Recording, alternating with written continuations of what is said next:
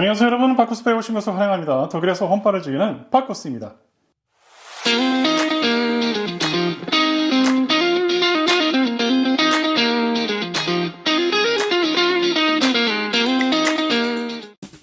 오늘 소개할 위스키는 브룩나디 블랙 아트 11.1입니다. 이 바틀이 특별한 이유는 프리 르네상스 브룩나디 코어 텍스트를 경험하는 마지막 기회가 될 수도 있기 때문입니다.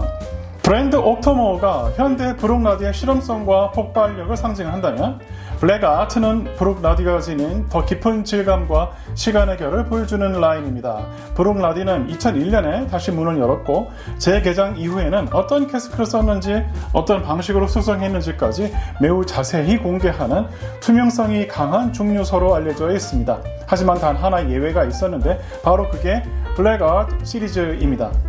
블랙 아트는 이름 그대로 검은 예술이라는 컨셉트로 만들어진 라인입니다. 그래서 캐스크 구성이 철저히 비공개입니다.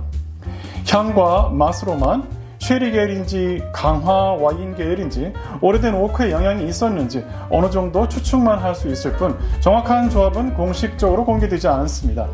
브룩나디는 1994년에 문을 닫았고 2000년에 투자자 그룹이 증류소로 인수한 뒤 짐 매기안과 함께 2001년부터 다시 생산을 시작했습니다.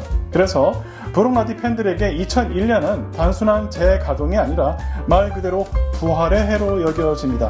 블랙 아트는 처음에는 1989년 증류 원액을 사용했고 이후에는 1990년, 92년, 94년 같은 재개장 이전 원액들을 중심으로 이어져 왔습니다. 그리고 블랙 아트의 가장 중요한 포인트는 기본적으로 브룩나디 재개장 이전, 즉 프리 르네상스 원액을 사용한다는 점입니다.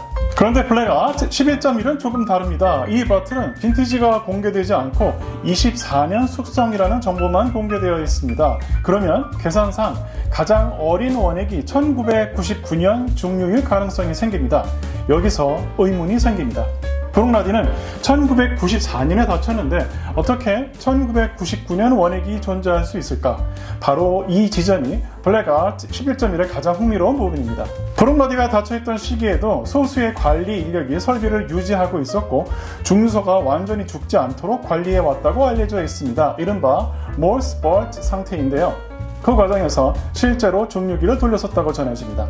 그래서 이 위스키는 어떤 의미에서는 재개장 이전 프리 르네상스 브룩나디를 경험할 수 있는 마지막 창문처럼 여겨집니다. 블랙 아트 레시피는 늘 극비입니다. 초기 릴리즈는 제임 매기완, 이후 릴리즈는 아담 헤넷이 중심에 있고 어떤 캐스크를 어떻게 조합했는지는 결국 그들만이 알고 있습니다. 오늘 시음할 블랙 아트 11.1의 스펙입니다. 24년 숙성, 알코올 도수는 44.2%, 논칠 필터, 내추럴 컬러, 캐스크 구성은 비공개입니다. 가격은 유럽 기준 약 500유로 전후입니다. 솔직히 가격은 상당히 높습니다. 하지만 동시에 프리 르네상스 브룩나디 원액 자체가 이제 거의 바닥나고 있다는 점도 생각해 봐야 합니다. 결국 블랙 아트 11.1은 단지 고가의 비밀스러운 위스키가 아니라 브룩나디가 닫혀있던 시기와 다시 살아난 시기를 함께 품은 상징적인 버틀이라고 할 수 있습니다. 브룩나디 프리 르네상스 원액의 마지막 퍼즐을 조각처럼 느끼는 아주 흥미로운 에디션이라 할 수 있습니다.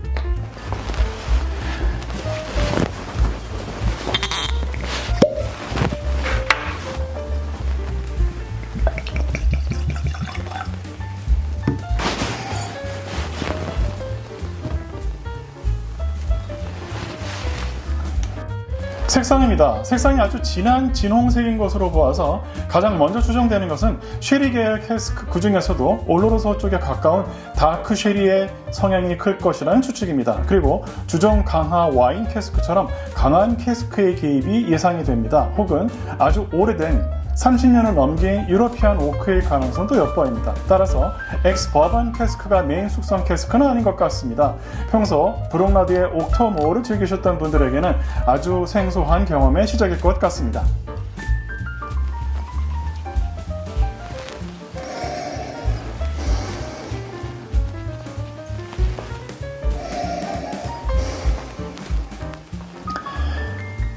첫 향은 오랜 숙성 기간 때문인지 쉽게 알려져 있지 않습니다. 대부분의 위스키가 알코올에 치는 감이나 스파이스 혹은 쉐리가 먼저 나오는 데 비해서 블랙 아트는 메인 향은 닫아둔 채 파우더리하고 올로로서 특유의 단듯하면서도 떫은 묵직한 느낌입니다.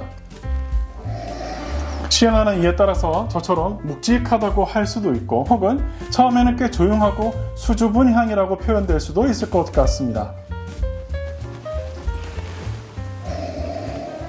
하지만 시간이 지나면서 훨씬 더 표현력이 강해졌습니다. 숙성이 잘 된 블랙티, 푸른 혹은 잘 익은 자두, 술탄화 황금 건포도의 포시한 과육이 바디감을 나타내고 있고 말린 살구, 오렌지의 향긋함이 술에 젖은 가죽향으로 쌓여져 있습니다.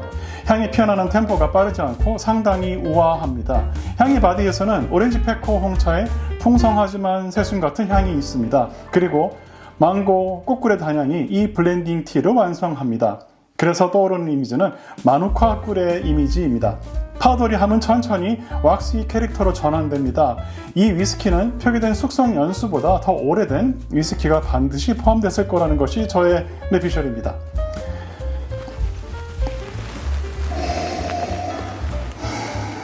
바디는 가구 광택제 같은 우디한 향, 가죽향이 계속 깔려 있고요. 오래된 위스키 특유의 깊은 향이 더 강하게 느껴집니다. 벌집 밀랍의 크리미한 질감에 시나몬 같은 약간의 향신료, 그리고 코끝에 스치는 타박 잎담배 향입니다. 그렇다고 탄닌이 지나치게 강하지는 않습니다. 향의 총평은 섬세하고 복잡한 깊은 구조를 가지고 있고 향이 피어나는 템포도 긴 호흡으로 대표되는 바로크 음악의 아다지오를 닮아 있습니다. 잘 숙성된 중국의 백차, 오렌지 페코 등 것 같습니다. 그러면 맛을 보겠습니다.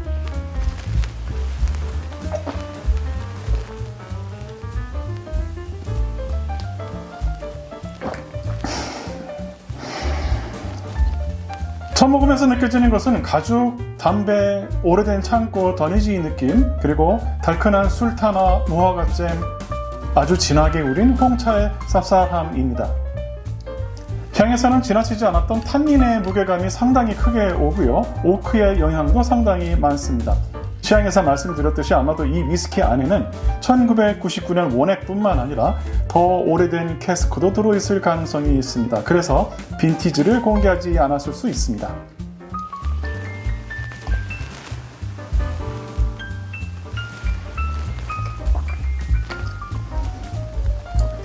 미들노트는 잘 말린 꾸덕한 권과일에 특히 살구 오렌지가 많습니다. 거기에 가죽 노트가 잘 쌓여져 있고요. 쉽게 표현하자면 오렌지 초콜릿인데 담배 노트도 조금 잡힙니다. 따라서 시가렐로 혹은 담배와도 아주 잘 어울릴 듯 합니다.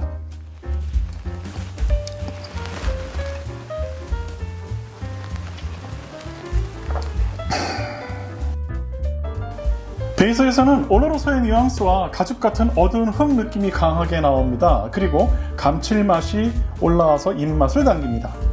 미슐랭 일식 레스토랑에서 맛보았던 향이 좋은 데리야끼 간장 같은 느낌도 있고요. 가죽과 탄닌이 계속해서 지배노트의 성격을 보여주는데요. 탄닌 노트에 잘 따라오는 황의 느낌은 전혀 없습니다. 아주 부드러운 파우더리를 보여줄 뿐입니다. 이 탄닌 노트는 아마도 레드와인 캐스크 영향에서 온 것일 가능성이 있습니다. 한 모금 머금으면 자동적으로 사색에 잠기게 되는데요. 사색의 끝 무렵에 이런 생각이 듭니다. 뭐야? 나 이제 어른 입맛 된 거야? 라는 느낌입니다. 피니쉬는 중간 정도의 길이입니다. 하지만 절대 얇거나 가벼운 느낌은 아닙니다. 44% 도수의 위스키 중에서는 이보다 훨씬 더 얇게 느껴지는 것들도 많습니다. 입안에서는 다크 초콜릿과 담배가 선명하게 남아있고 토피와 건포도 풍미가 향으로 지나갑니다. 마지막은 오크 스파이스 나무향의 자몽 껍질 같은 시트러스입니다. 아말레또 커피 같은 진함과 쉐리 캐스크에서 온 듯한 너티한 풍미가 마지막까지 잘 남아 있습니다. 총평입니다. 먼저 구독, 좋아요 부탁드립니다. 영상을 만드는데 큰 힘이 되겠습니다. 블랙 아트 11.1은 전체적으로 아주 좋은 고풍스러운 위스키입니다. 그렇다고 너무 부드럽게만 만든 위스키는 아니고요. 나름 진한 개성과 거친 면이 있지만 특유의 잔잔하고 긴 템포로 표현하기에 위스키가 능동적으로 음용자의 시간을 지배하는 느낌을 줍니다. 다만 문제가 있다면 가격입니다. 이 위스키의 가격은 유럽 기준 약 500유로 전후입니다. 물론 700-800유로 하는 야마자키 18년 숙성보다는 현실적인 가격입니다만 한 잔을 음미하는 데 드는 비용이 20-30유로라면 조금은 멈칫하게 합니다. 하지만 만약 여러분이 위스키 입문자에서 중급 수준으로 올라오셨고 블랙아트 이 한 잔의 맛을 음미하게 되신다면 이제 여러분은 위스키 숙련자 혹은 애호가의 길로 들어섰다 자신있게 말씀드릴 수 있습니다. 브록라디의 진심을 이해하는 찐팬이라면 응당 느껴봐야 할 프리 르네상스 퍼즐 블랙아트 11.1 위스키의 진심이신 분들에게 강하게 추천드립니다. 오늘 여기까지 위스키 베가본 또르베서 바쿠스였습니다.